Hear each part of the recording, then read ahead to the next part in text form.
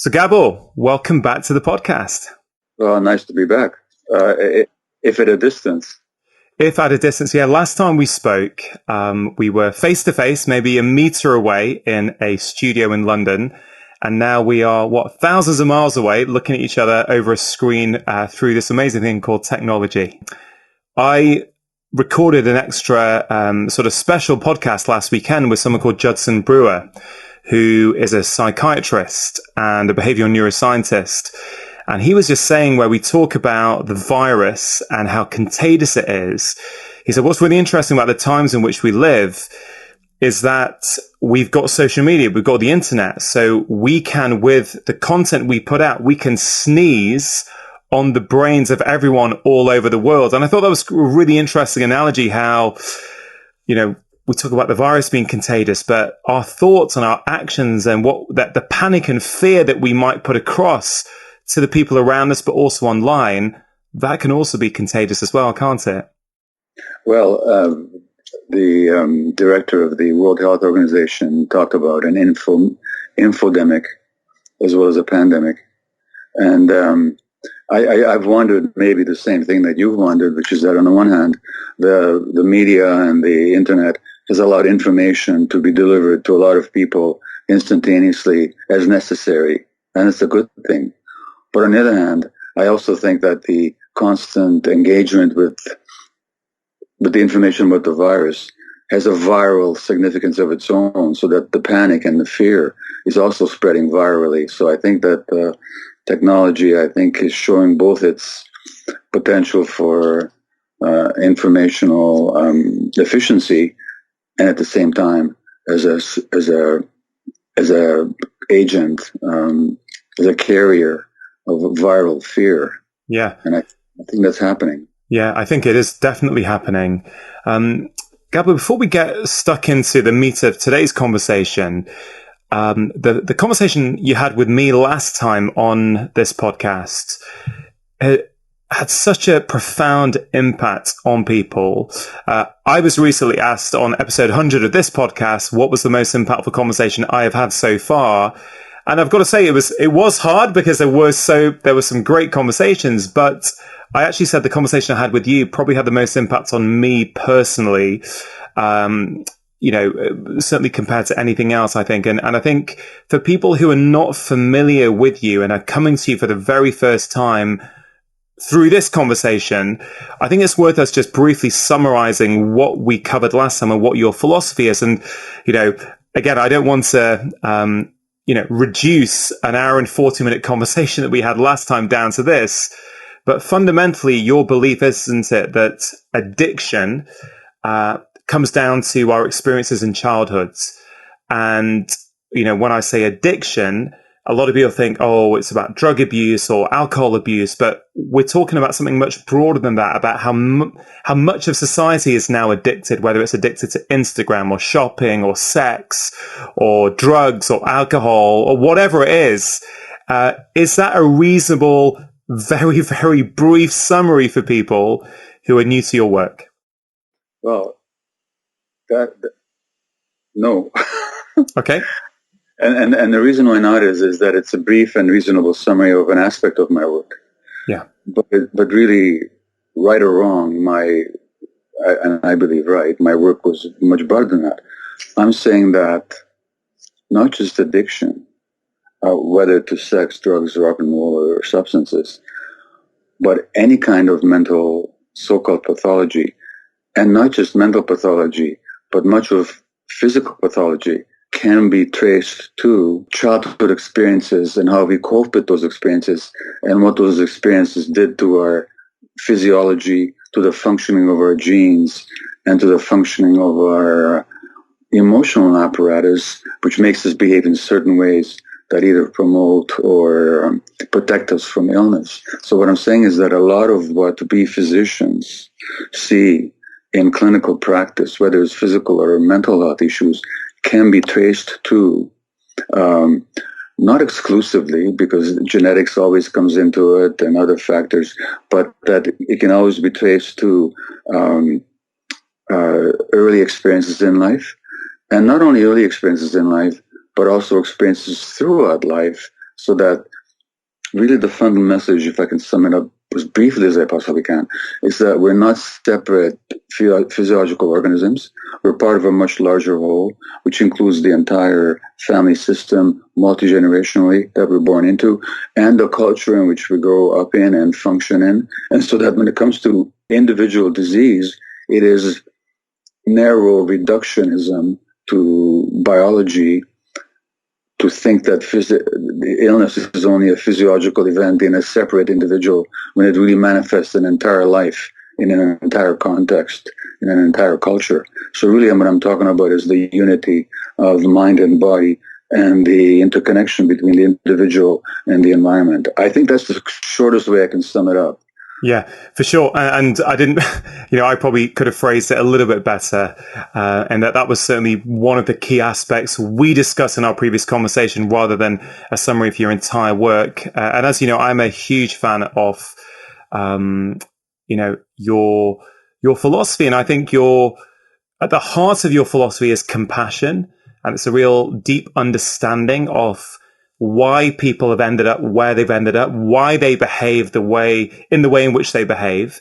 I think we're going to come into that because I think compassion is something that is really interesting to observe what's happening in society at the moment, when I think we are being quite judgmental. But we'll come to that a little bit later. I think what you just said there about our childhoods, and it's really interesting at the moment because many people are feeling that this is a very traumatic time for them. And you use the word trauma a lot when talking about people's lives. And I think it's probably worth defining what you mean by trauma right at the start of this conversation. Sure. So trauma, I think, is much more widely experienced than the narrow medical definitions would allow for. Trauma is, really the word comes from a Greek word for wound. So trauma is a wound. So when you think metaphorically of a wound, what happens around it, either it's raw and painful, and every time you touch it, you experience extreme pain, or you develop scar tissue over it, and the scar tissue is thick and hard, and it doesn't have nerves, so it doesn't feel, but it's also not very flexible, and it has no capacity to grow. So trauma is when there's a deep hurt. So take the present COVID viral crisis. A lot of people are responding with extreme fear. Now, fear is a natural response to a threat, so there's nothing wrong with that as such, but the fear is not universal, and it's not shared by everyone to the same degree. Now, people that were hurt in childhood and experienced assault on them, they have fear built into their nervous system and into their immune system, really, and into their whole physiology. When something happens later on in life that has a fearful connotation, that old fear gets triggered. In other words, a lot of I'm not talking about the genuine concern and the genuine alarm. I'm not talking about that. I'm talking about the panic that many people are experiencing. That is the triggering of childhood fear, rather than just a response to what's happening in the present. So one of the impacts of trauma, of that wound of trauma, is that when things happen in the present, our response reflects some past experience. That's one of the aspects of trauma. Yeah. The other aspect is we're just not as flexible in our responses. Our responses are more programmed rather than chosen by us consciously. Yeah. So with that in mind, and given that a lot of trauma happens in childhood, of course, it doesn't exclusively happen in childhood, but it obviously has a significant impact when it does happen in childhoods. At the moment, certainly here in the UK, things have changed dramatically. All schools are closed. All non-essential work has been closed down. People are working from home. Often you have two-parent families working from home and their kids are in the house at the same time. And there is this cauldron now of emotion and stress and anxiety that probably didn't exist, at least not in the same way, just a few weeks back. And I think that's going to pose and bring up a lot of interesting feelings, a lot of interesting dynamics in relationships over the coming weeks and months. I think it's already happening. So if we just dive into childhood for a minute, how can we reduce or minimize the impact that this global pandemic is having on children, both from a perspective of, yes, the virus, and so far it looks as though children are seem to be minimally affected by the virus, even though they can get it and pass it on very, very quickly without showing any symptoms. But I'm talking about stress.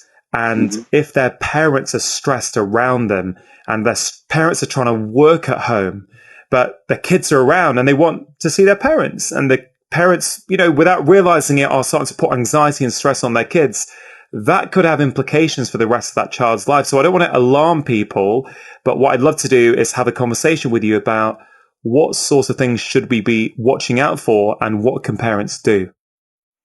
Yeah, well, I don't know that it's such a broad issue, and it's so collective that I don't know that anything we'll say here will be adequate to the situation. But let me just come from my perspective. So first of all, what you said about these emotions, stresses didn't exist a few weeks before.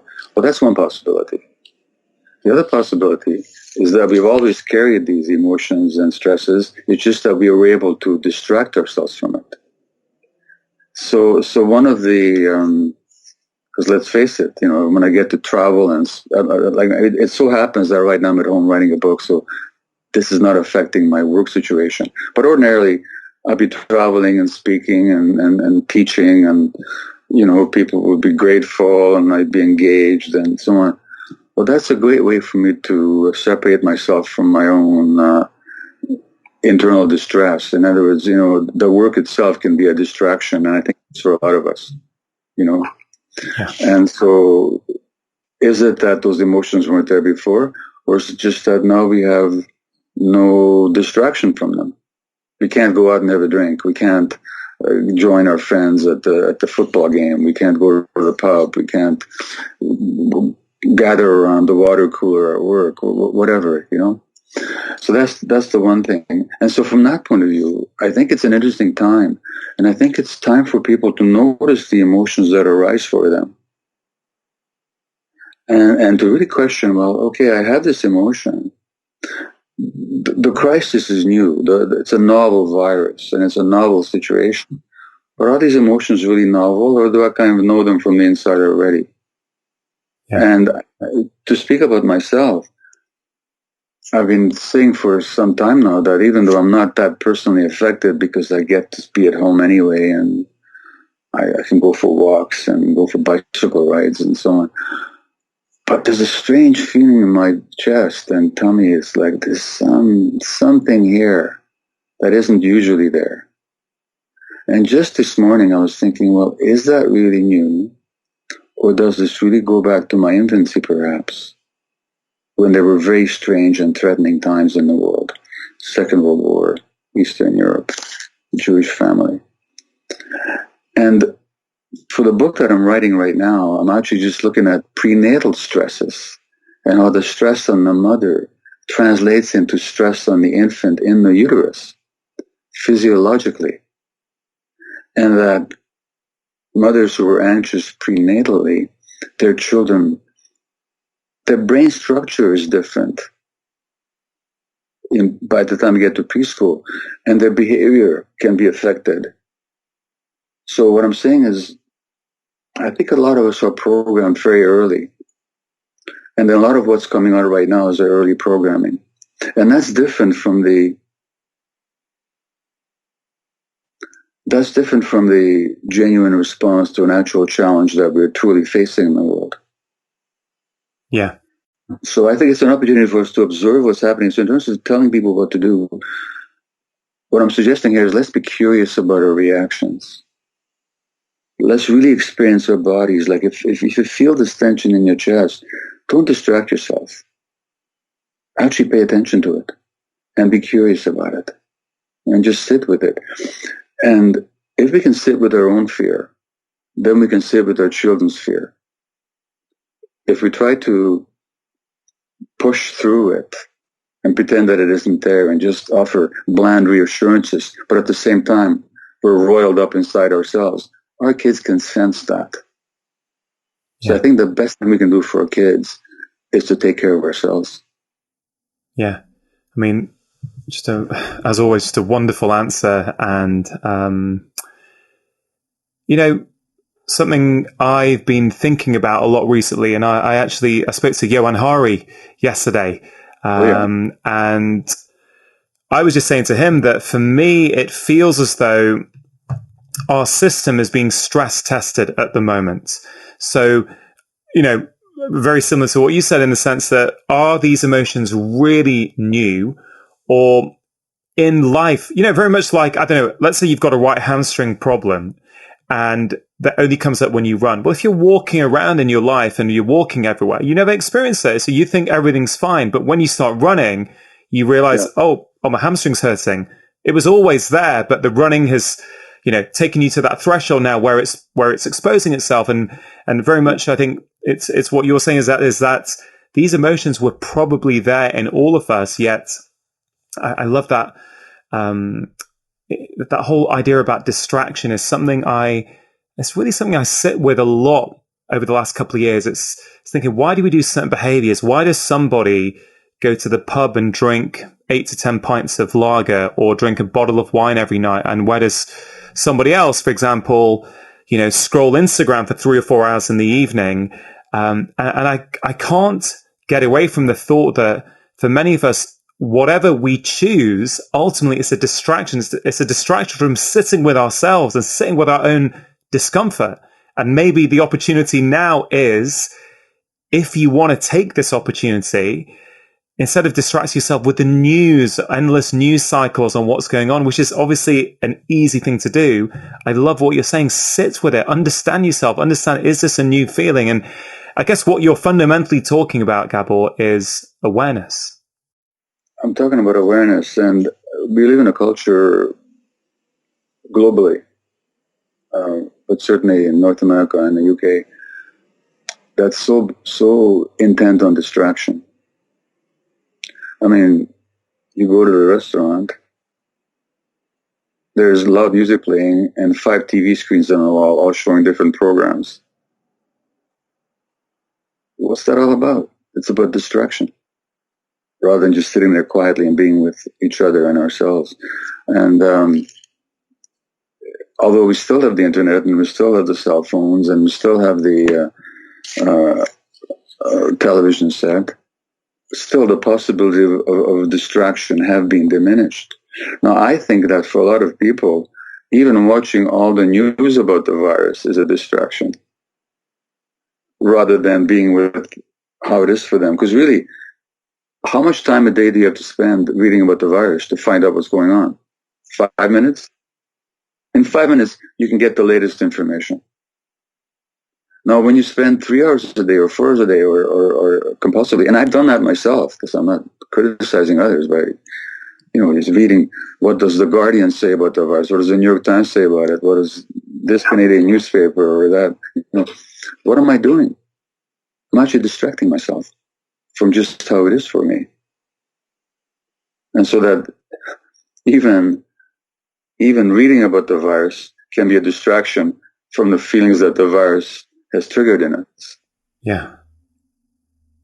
It's interesting that the system being stress tested at the moment. So, a lot of people said after our first conversation, and I've seen it on other YouTube videos that you've done, well, that's great, but how do I deal with the trauma? How do I deal with it? And obviously that's in many ways a $1 million question, because there are multiple modalities, I think. Certainly from my view, you may have a different perspective that can help us process trauma once we become aware of it. But in this kind of situation where certainly the volume on everything seems to be turned up to a max, people who already were feeling anxious are feeling more anxious than ever before. People who didn't realize or actually thought that they didn't have a problem with anxiety are now feeling anxious. The process of dealing with that trauma can take time. It can take weeks, months, years sometimes. As I've shared before, I'm on my own process with that, with a system called Internal Family Systems, IFS, which I found incredibly helpful for me in terms of my own personal happiness, my relationship with my wife, my relationship with my children, my ability to be a good, or what I hope is a good doctor.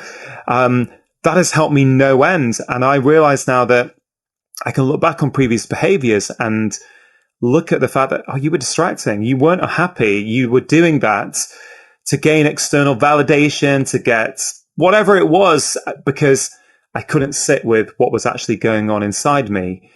And so in this situation where families are rowing at the moment, couples are spending more time with each other than ever before. I think there's going to be some relationship issues that are brought to the surface for many people.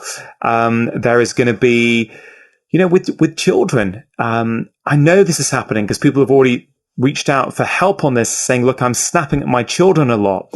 And I think there's an interesting problem here where if we snap at our children, and they're already scared by this situation, let's say maybe they're watching the news.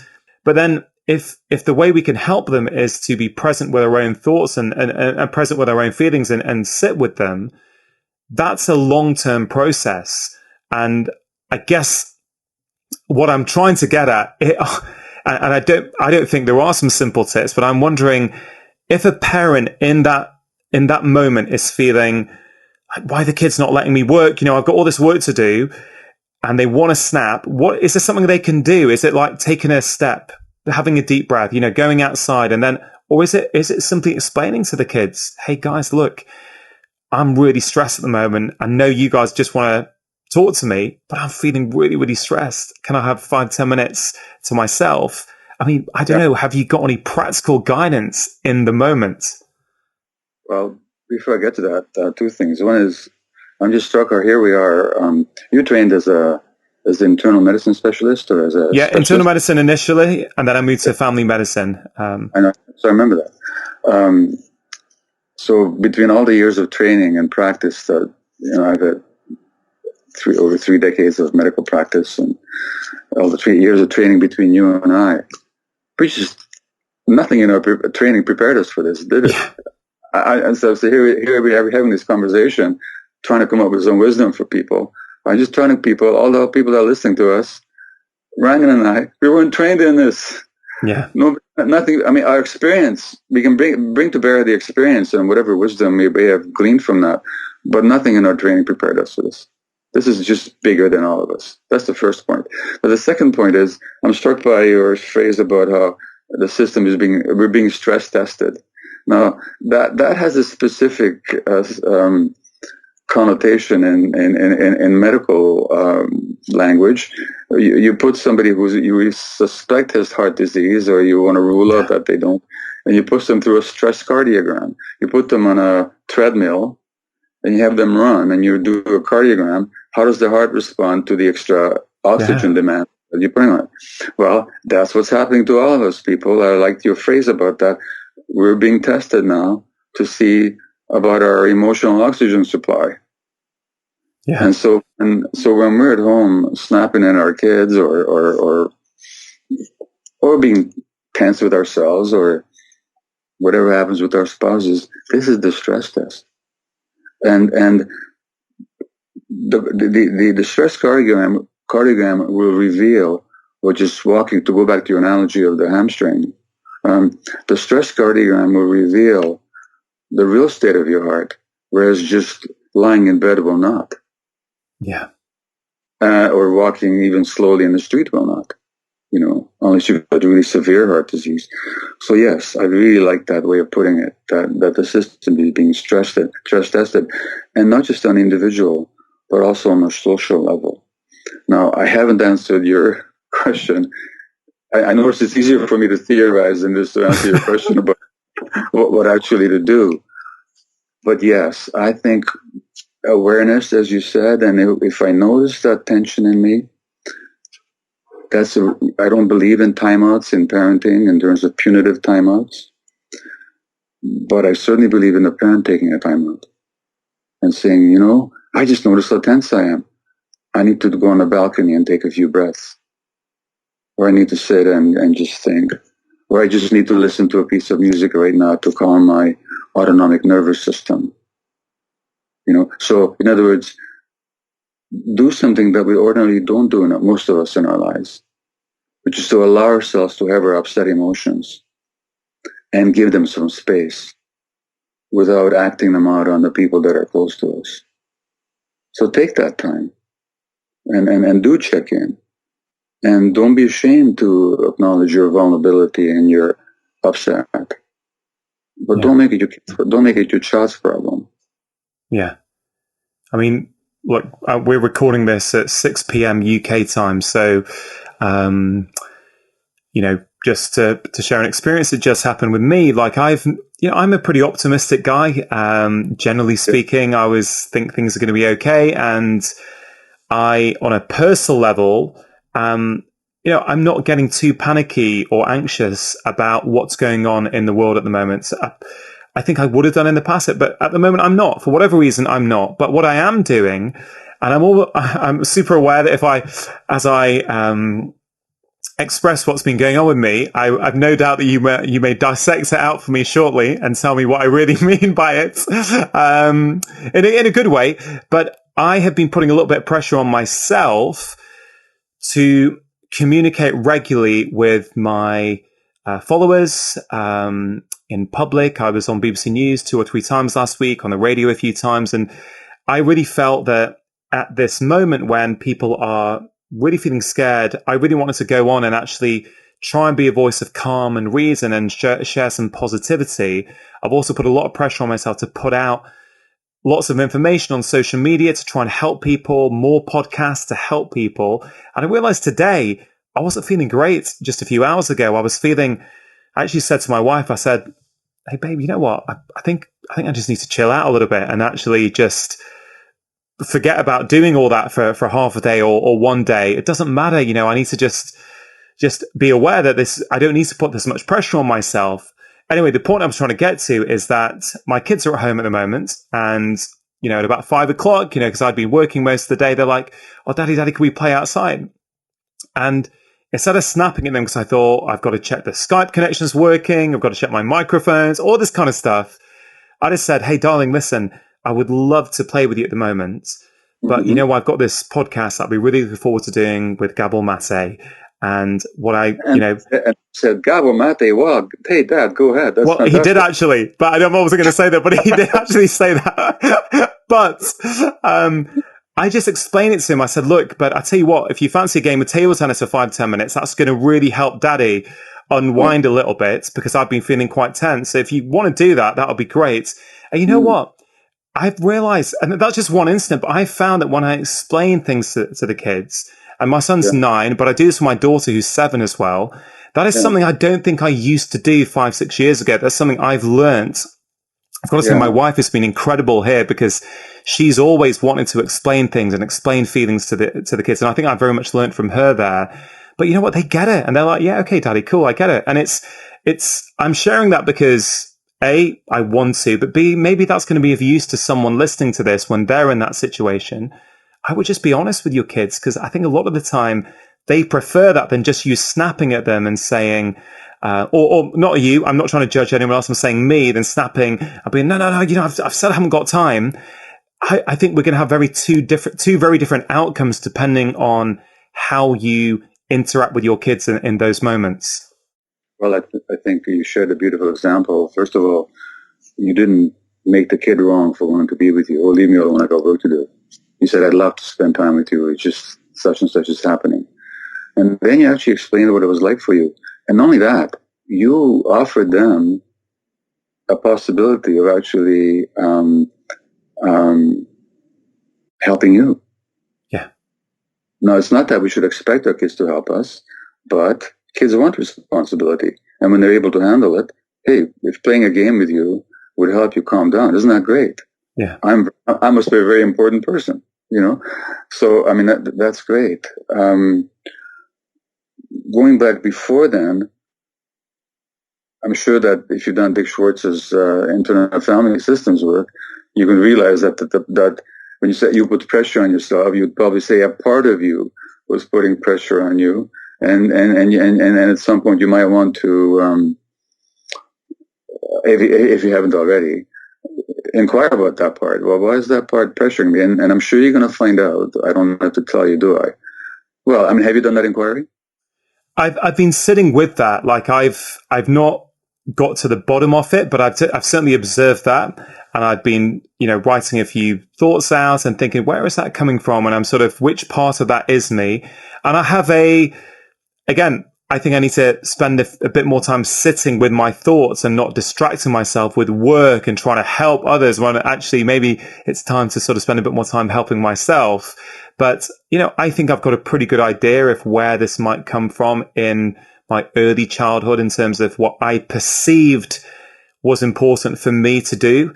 So I would love to spend a bit more time there. But yes, I agree. It is a part of me. It's not really me, is it? It's a part of me. Yeah. So a couple of things. One is, I think a lot of us that go into medicine, we have this messianic mission to save the world. Now that's different from a conscious decision to help people. Yeah. So I'm not talking about, yes, we're here to help people, and it's a sacred task that we take on, but the pressure behind it sometimes, that I got to save the world, and if I'm not doing enough, then I'm not enough. That's childhood trauma. So in my case, I mean, I can pretty much guess what it was in your case, but in my case, it was having a very unhappy, depressed mother when I was very, very young, and it was my job to make her feel better. And if I didn't, I was not fulfilling my task, So that pressure always comes from childhood programming. Number one. Number two, I'm glad that you listen to your body, and because in my book, when the body says no, yeah. Literally, this is an example of it. Your body started saying no, this is too much, and then you start. So I think people need to listen to their bodies. Really, what you're describing here is somebody who, from childhood programming, puts pressure on themselves. Now, the pressure you put on yourself, that's different from your genuine desire to communicate. That's different from your genuine desire to be there for people. It's different from your genuine assumption of responsibility, because you created yourself as a healer, not just in the clinical individual sense, but also in a larger sense. And so people look to you. And so that's a natural process, and it's good. That's got nothing to do with pressure. Yeah. That's just a choice you make. I'm going to choose this. I'm not going to choose this. I'll do this much. I won't do that. The pressure is always from childhood. So what you're describing here is just what we're talking about trauma, is that there's some part of you that still believes that in order to validate your existence, you got to put pressure on yourself to do more than your body can bear. And you recognize that. Yeah. That's really what we're asking people to do, is to just be aware of themselves. For people who heard that and thought, okay, I'm thinking about certain situations, I can feel things, like for me, when I'm feeling that pressure, I get it in my upper right back. I know exactly where it is. And for me, it's become, as I become aware, it's like a warning signal for me. It's like, there it is. Okay, what's going on? What's going on in life? Okay, cool. You're putting, too much is going on. Blah, blah, blah, blah. It's. I think awareness is always key, because many people, I think, are walking around oblivious to what signs their body is, what signals the body is giving to them. They're just sort of medicating it or drinking their way through it or distracting their way to the point where they don't feel it. But, you mentioned before, you felt something before, this kind of, was it an uneasy feeling in your chest or abdomen, I think you said? Mostly the chest, yeah, the upper chest. And for someone who's thinking, okay, I can do that, what should they then do? Like, there's awareness, there's observing it, and then is there something they can do after that, or is the main thing just to sit with it and be aware? Well, turn that question around. If your child was feeling anxious, what would you do? You would, you'd ask them what's going on. You would say, you'd talk softly, you'd treat them with compassion, you'd say, hey, look, what are you feeling anxious about? You'd try and help them, wouldn't you? Yes, and all that's based on, first of all, just being with them, right? Yeah. You wouldn't ignore them. You wouldn't just get on with your life and okay, never mind, you're anxious, but I'm going to go and, so it's that attention. I think that's the biggest part of it. And then the attention plays out in the ways that you just described, what's happening, what you feel anxious about. But you'd hold them, you'd be with them, you'd accompany them. It's your presence.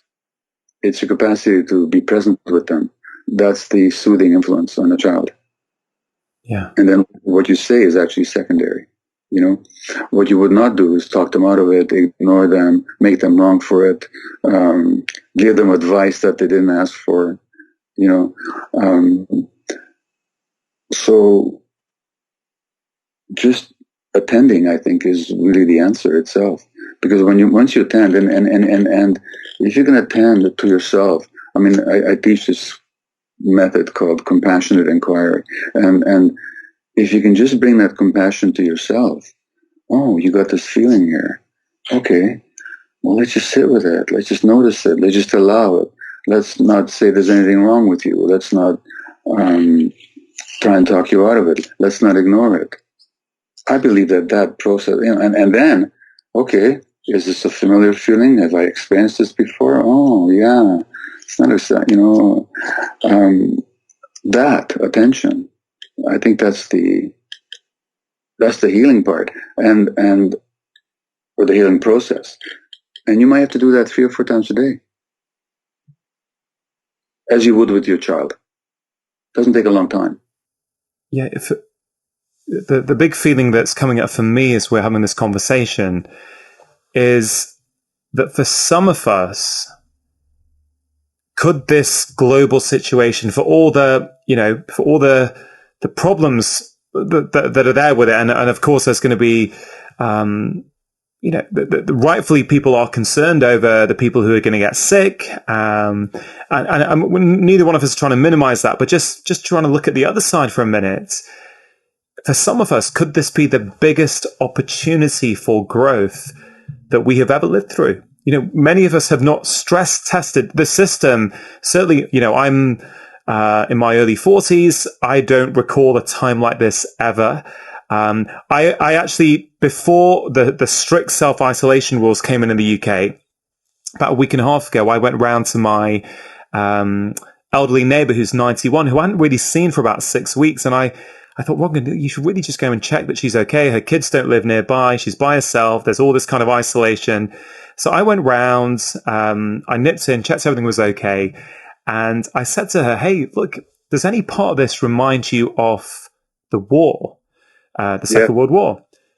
And she said, no, not at all. I said, really? She goes, yeah, then for me, this is what she said to me. She said, then we had this sort of common enemy. We all came together, we congregated, we did things together. This feels like it's invisible and I don't know where the enemy is. And I found that really, really interesting as an idea that, coming full circle to what I was saying, it's this idea that we've never experienced anything like this before. So if we look and if we pay attention, we could maybe discover things about ourselves that we've never had the opportunity to observe in the past. I was thinking about, just before you talked about the war, that's exactly the question that was coming up in my mind. and to go back to that person you mentioned, not only is the enemy invisible, your compassionate and giving next door neighbor who's bringing you your groceries might be carrying the enemy into your porch. So that's really weird. In that sense, this is something new, isn't it? It may be too early to talk about what we need to learn here or what some of the lessons are. But I can't help. I think systemically, and plus I'm writing a new book about, my new book is The Myth of Normal Illness and Health in an Insane Culture. That's the book I'm working on right now. Wow. And so I'm looking at the large cultural pictures. So you're speaking to me from the UK. Well, there's some questions that at some point will need to be asked, and maybe now's not the time just yet, but they occur to me. To what degree does the cutbacks in the National Health Service have they impaired your country's capacity to respond to the current crisis? Mm. And there's already been some questions and articles about that in the British press. I've seen that. To what degree does a society with huge divergences of wealth and power, high levels of inequality, and we know from Sir Michael Marmot and other British researchers the health impacts of inequality. And of course, it's the people that with underlying health conditions who are most prone to fall victim to this disease. Well, that's not just a part of the virus. That's not just a viral effect. That's also a social effect. So I won't say more about that now, except to mention that your question about what can we learn here is applicable not just at an individual level, but also on a social level. And I think it's very important that when we've dealt with the acute crisis, that those conversations really begin in earnest and very, very deeply. Yeah. On the individual level, I think I think certain things are becoming clear. One is, as I said in another conversation recently, isn't this just clarifying what our values really are, what's really important in life? Yeah. How much of what we were engaged in and thought was essential 4 weeks ago seems relatively trivial now compared to how we feel about ourselves, how we feel about each other, what communality that we have, how much solidarity we can experience and generate or receive, how much love and compassion we can experience for ourselves and others. Aren't these just the most important things? And doesn't it just warm your heart when you see these videos from Italy with people serenading each other from their rooftops and their balconies, you know? Yeah.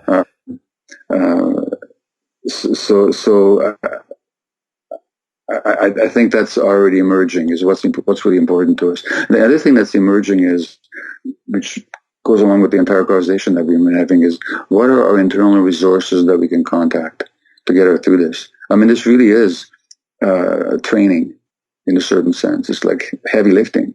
Heavy lifting makes your muscles stronger if you don't strain yourself too much.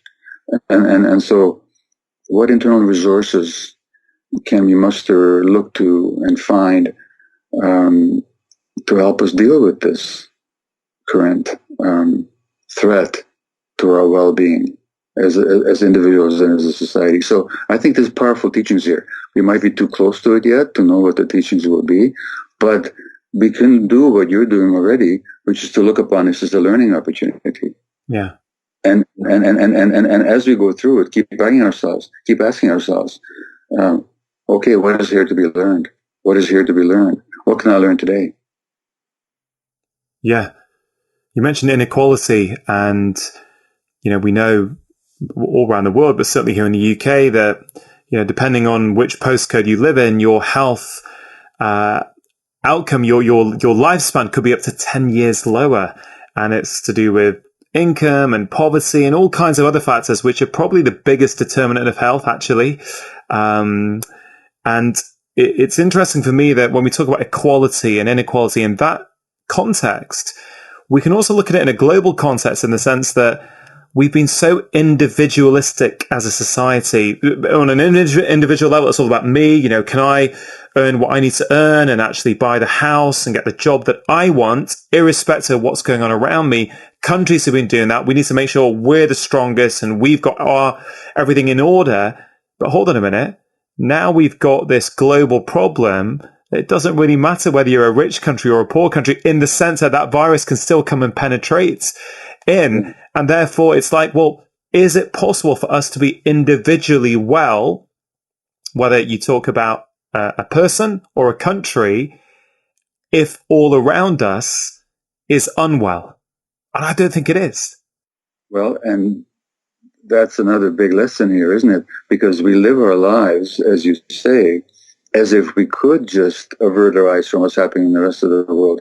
But if we're honest about it, and I've said this before, what if all of a sudden I told you that there's a preventable illness that kills 800,000 people in Europe every year, tens of thousands in the UK, 15,000 here in Canada, 8 million around the world.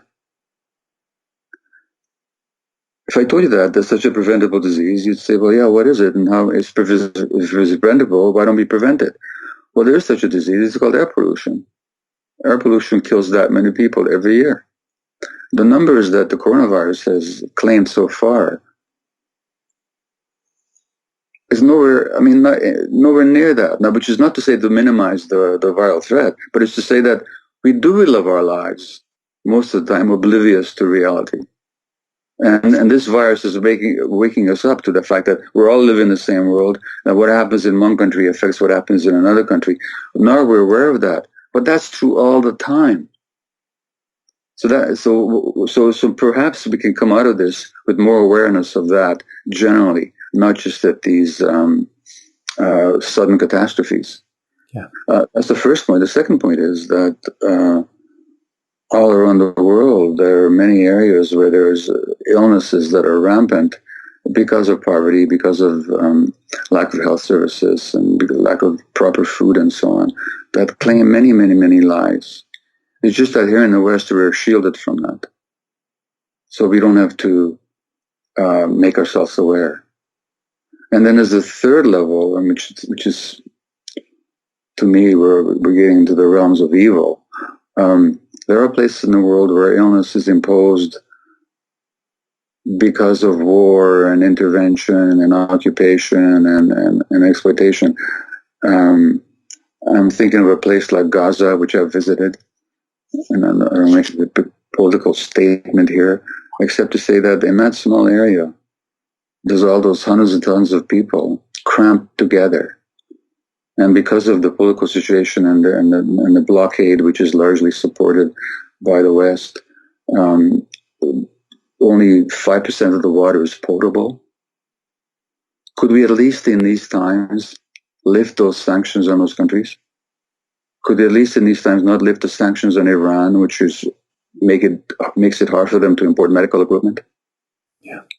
In other words, could we be just at least, I think the UN, some UN, maybe the Director General of the UN or the Secretary General called for an international ceasefire in areas of conflict. Let's just, till this virus is over, let's just not shoot each other. But what if we called an international moratorium on anything that makes people suffer, that we're doing that makes other people suffer? So what if just we can go back to your politics later if you want to, but just now, could we come together as a human race and just be kind? So yeah, these are big questions, and I think the virus is impelling us to ask these questions and to remember these questions when the virus is gone. That's the key, isn't it? Let's remember this. Yeah. When we're through the acute phase of this. And one thing I'm doing myself, and I'm asking a lot of people to do who are asking me for advice, is just write down a few of your thoughts every day, like little things that you're now appreciative of and grateful for. I did a post yesterday on my social media channels about 5 things that came at the top of my head that I just have maybe taken for granted in the past, but really, really value now. Going to a cafe to meet up with a friend. Like now that I can't do it, I'm like, oh God, wouldn't that be amazing? Or I do something called Parkrun on Saturdays, where you congregate in your local community and hundreds of you run together. I think, wow, I can't. Just the ability to go and do that will be phenomenal. My elderly mother lives nearby, but she's meant to be self-isolating for 12 weeks. So just to give my 79-year-old mum a hug, like the small things that were available to me 3 weeks ago that I probably took for granted. And I think if we make a journal every day and write these things down, when this is all gone, when it's all over, we can look back and reflect and go, isn't maybe that was something we should all try and do, is write our own journal throughout this. It's a way of sitting with ourselves, understanding ourselves, and also it's a way of not forgetting when it's all over. Was it Samuel Pepys that wrote the Journal of the Plague Years? I think so. Well, I think it was. It's a good idea. Why don't we all keep a journal of the plague days, or maybe plague weeks or for God forbid, plague months, although it looks like it. Yeah, that's a great idea. I hope someone who's listening to this, a few people think, yeah, that might be a good idea to do. Gabor, you mentioned, like, let's be kind to one another. Let's lift sanctions and just do the right thing. And one thing that I've always talked about it as something that I think is the most important skill for any human being, but also certainly any healthcare professional, is compassion, is ability to connect and really non-judgmentally look at that person in front of you. And it's really interesting to observe what's happening at the moment when it comes to compassion. So there's people out there who, let's say people who are not practicing social distancing, who are, refusing to follow what the government have asked people to do and are getting together and congregating with their friends, or people who are perceived to be panic buying and therefore the supermarket shelves are now empty. It's really interesting that we can be quite judgmental about those other people who are behaving in that way. And it's something I've mentioned recently is that, I've thought about panic buying a lot recently, and this idea that, are people really panic buying? I'm sure some people are, but most people are probably just buying a little bit more than they would have done in the past. Mm-hmm. And therefore, when they go to the shelf's full, and the first person buys a little bit more, the second person buys a little bit more, then at some point there's going to be someone who empties that shelf. But all they were doing was buying a little bit more than they would normally do. And then someone will post a photo of that on social media and go, God, who are these people who are panic buying? They should be ashamed of themselves. And I'm thinking, I'm not criticizing people for saying that. I'm just observing that, this situation, I think, has brought out the best in humanity, but also it's also exposing the worst as well, as any stress test would do. And I'm interested in your observations on the judgment that we can have on other people, particularly at times like this. Well, it's great to speak with you, because every time you speak, my mind just starts generating, thought bubbles start arising under the surface of my mind. First thing, here in Vancouver, there was a couple who go around cleaning out all the shelves of major stores of cleaning fluid or cleaning wipes. Then they sell them at a profit. You think, who would do that? No, there's two ways of asking who would do that. One is, who would do that, as a judgment, or curiosity. Oh, well, who actually would do that? Yeah. And how insecure they must actually feel in the world, and how much they must be cut off from their own communal sense of humanity. So what happened to them? These people that congregate and they ignore the recommendations, where did they learn to distrust authority so much? Usually, that can be a trauma response as well. Like when early, there's a whole lot of ways to respond to trauma. But one way to respond is, I'm never going to trust authority again. I'm just going to do whatever I want. Yeah. Because the authority that I did trust in when I was an infant really let me down. Yeah. So even we can look at these people compassionately as well. And the other thing that came up for me is that there's such thing as healthy shame. So in writing my new book, I'll be looking at Aboriginal societies, and in what we call so-called primitive societies, which is how we actually evolved in small band hunter-gatherer groups, and we lived that way for millions and hundreds of thousands of years. That was our evolutionary niche. When you look at them, those societies that still carry those vestiges or those ways of life today, fewer and fewer, individual accumulation is seen as a weakness, as some kind of an illness. And if somebody, they go hunting, and some young guy does his first kill, everybody criticizes him, and they ritually will make small of it. Why? Because they don't want anybody to get a big head. Right. They want to say, okay, you're doing this for the community. It's not malicious. but it's not about individual achievement and individual accumulation. That wealth for them actually lies in communality. So that in a lot of these cultures, including here in the west coast of Canada, big celebrations would involve people giving away their wealth to others. Yeah. And real wealth was in how other people regarded you and how you connected with them. So this crisis again shows how far we've come away from our roots. Yeah. And when you think of yourself or any of ourselves, when do we feel best? When we have gathered something to ourselves or when we've given it, you know? And most people will say, I feel so much better about myself, so much more peace, so much more joy when I'm giving, not compulsively, but out of free choice. But that goes contrary to the way we're programmed in a society. So again, this to go back to our theme of learning, this viral crisis is really maybe teaching us something about our true human nature. Yeah. Are you and your wife dealing with this in different ways? Well, we do go for a walk every day. Yeah. We're just going to out in the fresh air. I'm spending much of my time at my computer writing my book. My wife's an artist, so she draws a lot. She paints. She's not painting, she's drawing a lot these days. But she's also doing crossword puzzles. Yeah. She just got a great way to just relax. I guess she's doing what she needs to. But if you're asking me, are we dealing with it emotionally differently?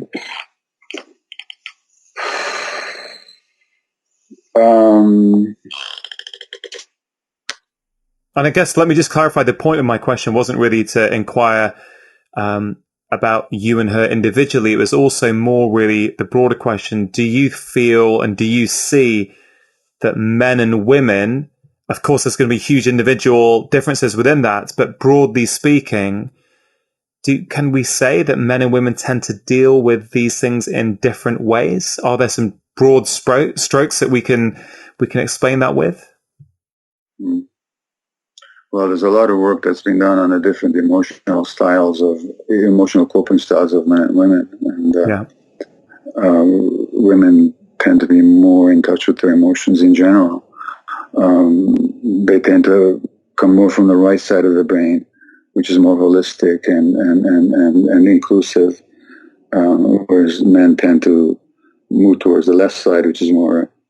This is not exclusive, and it's not gender-based, but in general, more going through explanations and intellectual formulations and so on.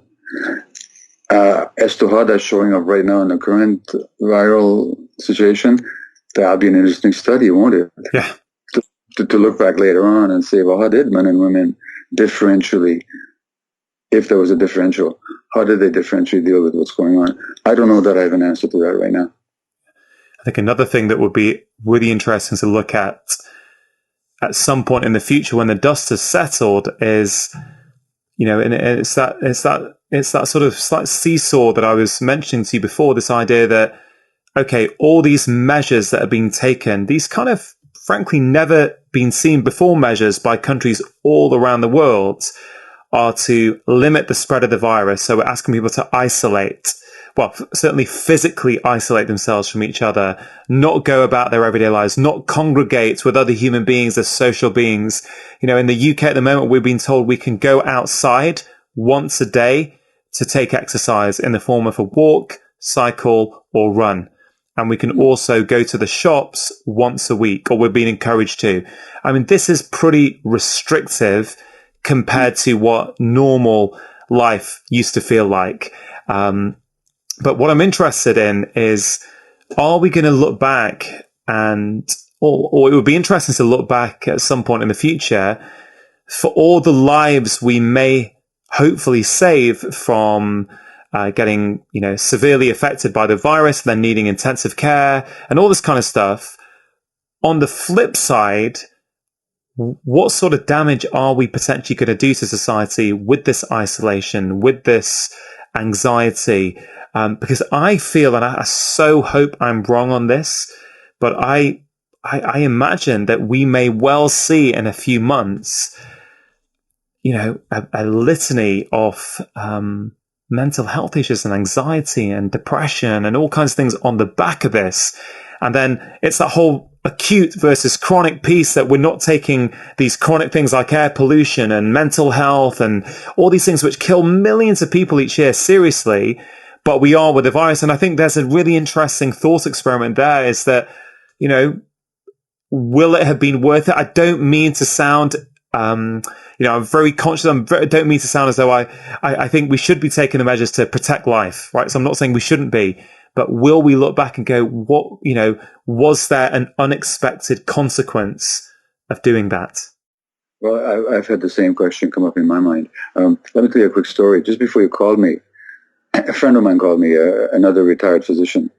She goes on her bicycle and she delivers what's called Meals on Meals, Meals on Wheels. So they take food to, it's a program here in Vancouver. They take food to shut-ins and old people and so on. And my friend Elaine, who was delivering the food, there's an elderly Hungarian lady who is among her clients. And they don't share language at all. The woman does not speak English at all, and Elaine speaks no Hungarian. And she called me just now, just before you called me, because the woman wants her to come closer like she usually does, but Elaine won't. Oh. But because of the language barrier, Elaine couldn't explain why I can't come close to you. And the woman's getting more and more upset. Oh. So she called me and said, would you talk to her in Hungarian and explain? And I did, and this woman had never heard of the pandemic. Wow. Because she speaks no English. And so the media, elderly woman, the English language media, which is what happens here, means nothing to her. She was unaware. And so imagine the bewilderment. All of a sudden the world changes, and then even this person who brings her food won't come near her, So it's hitting a lot of people. Now, the question that you're asking, I think we're too close to it right now, but yeah. It's occurred to me as well. At one point, do we decide that the social disruption and economic disruption and the anxiety, is more than we can bear? And that, how do you make the decision as to what's more important? Saving lives now or a functioning society in the long term? And I even hesitate to raise the question because just like you, I'm cautious not to undermine anybody's commitment to participate fully in and to follow the directions and advice of the authorities. I think this is a time where we just have to really do that. Yeah, so do I. And I want to, just re-echo what you just said. It was really just a thought experiment rather than we should do things differently. Well, exactly. And I've had the same thought. And I think that'll be one of those long-term questions that once we're looking back in retrospect, we'll be able to engage with and maybe learn from. Yeah, but I'm certainly an optimist in the sense that I really hope that we have been given such a jolt, and with so many of us starting to appreciate the little things in life that, frankly, most of us, if not all of us, certainly many of us took for granted in the past. If we could hold on to that, there could be something really beautiful on the other side of this, potentially, for society. I certainly hope that's going to happen. I'm an optimist. I always have been. Are you an optimist?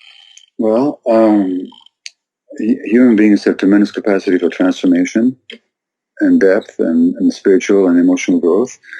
They also have tremendous capacity for denial and forgetting and distracting and going back to business as usual.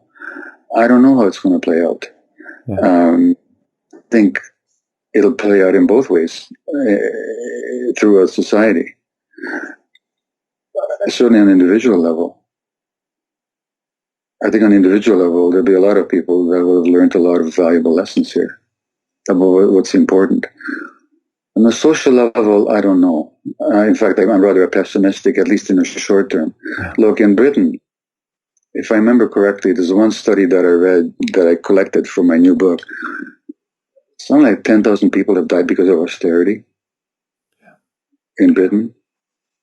Would that be a startling statistic to you, or is that something that fits in with your awareness? No, certainly, I've come across very similar statistics to that. I must say I haven't dug deep into them, so I don't know on what that is based, but I certainly have heard that for sure.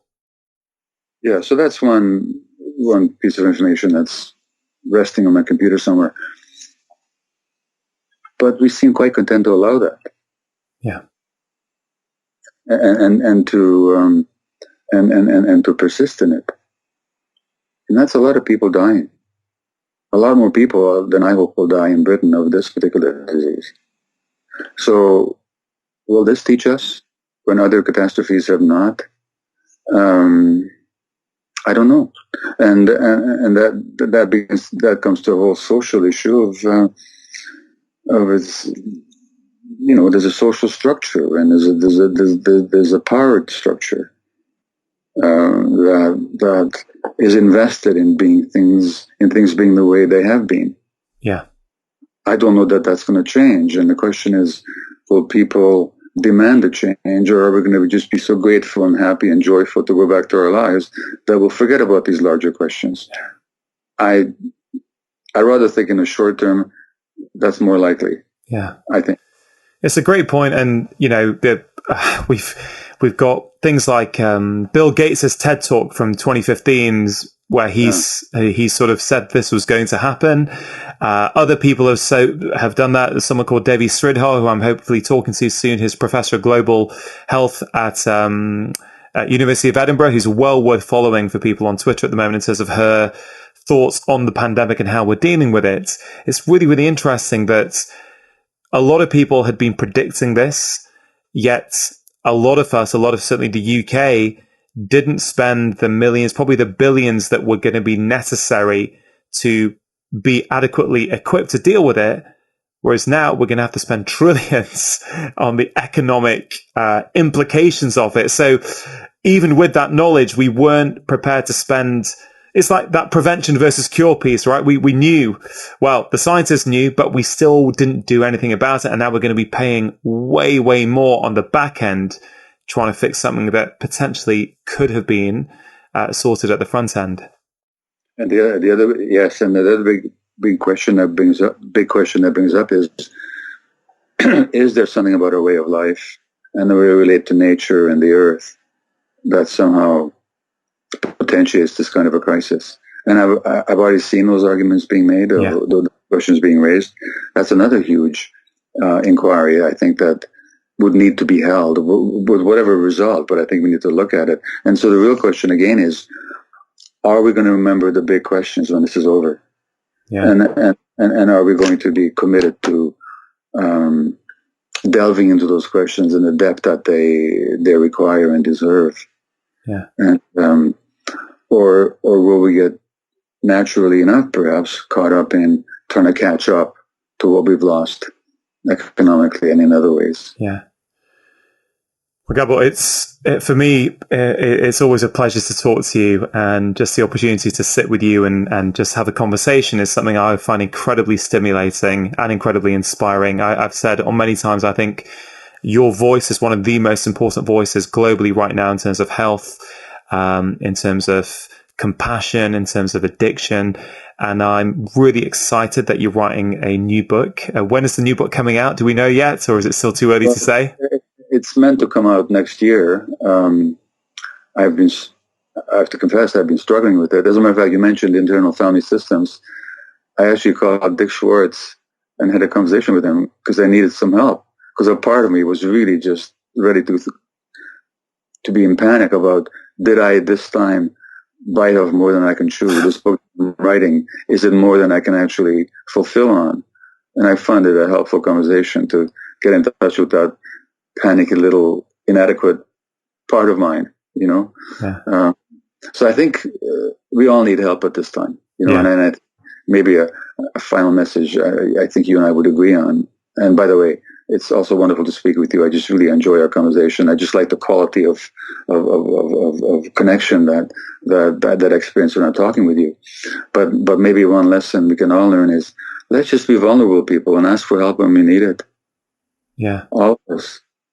I think that's a wonderful place to finish this. I really hope people found our sort of intellectual meanderings, sort of going from one place to another. We, again, no preparation. It was more trying to catch up and see what we can share about what is currently going on. And I think, accept that it's okay to feel the pressure and be vulnerable and need help. That's quite a nice message for people, I think. And I really want to just highlight what you said earlier. Just, try not to distract yourself. Sit with your feelings. Take the opportunity. Gabor, good luck with book writing. Good luck with your walks around where you live. And I very much hope you're in London for part of the book tour when it does come out, which I'm sure it will do. And I look forward to having a face-to-face conversation with you next time. So take care. Thank you. Thank you, Rangan.